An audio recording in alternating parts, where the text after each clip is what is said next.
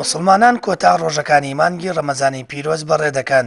شەوانی قەدر و دەشەوی کۆتایی ڕەمەزان بە زیکر و نوێژ و پاڕانەوەکان دەبەنە سەر. مانەوەیان لە مزگەوتەکان زیاتر دەکەن. هەروەها بە قورئان خوێندن و نوێژ و زیکر و پاڕانەوەکان دەیانەوێت خودای گەورە لە خۆیان ڕازی بکەن. هاوکات ڕەمەزان بە مانگی خێر و بەرەکەت دەزانن و دڵگرانن بە ماڵاواییکردنی. خواد لەگەڵ مانگی خۆشنەوە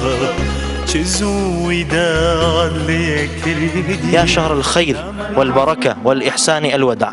براستي شهر مانجي خيرة، شهري بركته، شهري قرآن خوندنا، يعني هيج مانجي كتر نابيني لما كان يتر أو هم بركتي تيدا بدي بكري ويجيجي خويتي مسلماناني برس بتاسوا بحسرتوا بعشقوا أوينيكي كم ينو بينوا همو هولي خوان خنجر تا وداعكو خو حافظيكي وابكن لم يواني خواي پروردگار لروجي قيامتدا شايتي بدا وشفاعت بك بو اماده بواني يتر ببيت وانا ان شاء الله هالمندا ولا مزگوتكانا قرآن بخوانين زياتر دوای تراويح وامد شوشمان زياتر ترخان كردو بو خوندني قرآني بيروز لمزگوتكاندا ان شاء الله ببيت وانا هولي خومان ددي.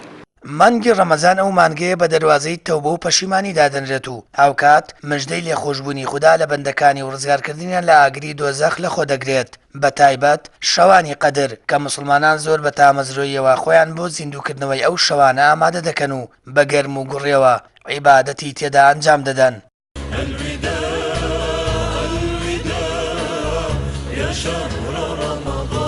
لە ماڵاوایی مانگی ڕەمەزانە ئێمە پێم وابێت بتوانین زۆرترین نوێژ و تاعەت و زۆرترین عیبادەتی تیا ئەنجام بدەین چونکە فترەیەکە کە تێپەڕ بوو گەڕانەوەی نییە لەبەرەوە مانگی ڕەمەزان مانگێکی تایبەتەوە مانگێکی دیاری کراوە ئەو مانگە مرۆڤ بتوانێت زۆرترین نوێژ و تاعەت و عیبادەتی تیا ئەنجام بدات. مانگی ڕەمەزان وا ماڵئاوای مالیەکە ئینشاء الله تعالی ئێمە ئەم دەڕۆژانەمان لە بەردەمایە بتوانین بە خێر و بە سەدەقە و بە تاعەت و بە شەو نوێژ و بەو زیکرانەی کە خوای گەورە بۆمانی دیاری کردووە ئینشاء الله بەڕێوەی ڕەمەزان ماڵاوایی لێکردین و بەجێی هێشتی.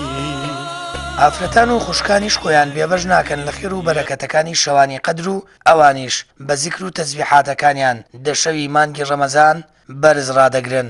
هەمومان دانیشتوین ئەستەغفیرەڵڵاکەین لا ئیلاهە ئیلەڵڵاکەین سوبحانەڵڵاکەین شەو نوێژەکەین مەمنونی خوای گەورەین خوای گەورەی یارمەتیمان بە لەگەڵ مسلمانانە ئیشەڵڵا ئەم شەوانە خوا بیکا بە قسمەتمان.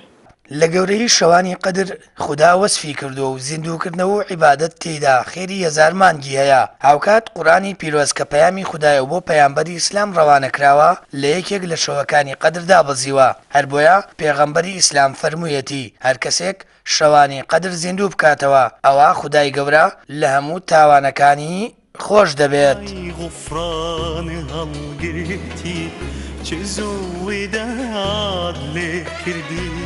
سامان فەتاح کەناڵی ئاسمانی پەیام هەڵەبجە.